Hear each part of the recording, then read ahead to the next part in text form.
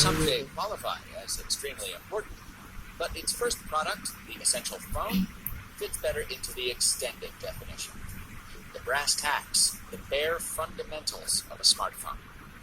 The result is a product at once refreshingly simple and frustratingly limited.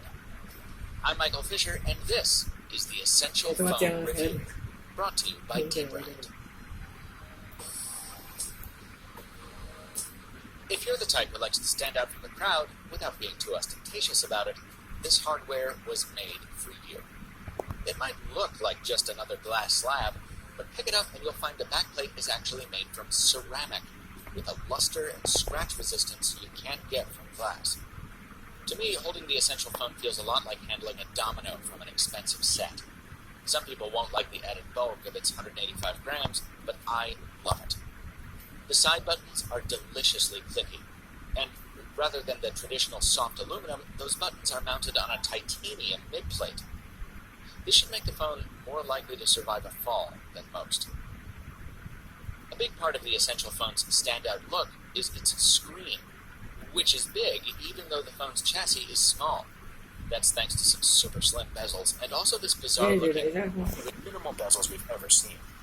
All that really breaks the immersion is the 8-megapixel front-facing camera, which has been given its own space at the top that peeks out from the top of the screen. But even that little bit of interruption just adds to even more uniqueness in the design of this phone. The titanium and ceramic combination seemed to be holding up quite well. I did go through a couple of accidental spills, very small drops though, with this phone, especially since the ceramic material tends to slip about a little bit too easily. But as Essential has touted, the titanium body holds up pretty well and definitely is not dented or scratched in any way. What might be a little bit surprising is that this 5.7-inch display is actually pretty easy to handle in one hand, and I think that's due to the body more than anything. The flat sides make for a phone that is easy to grip, and the phone manages to not RAM.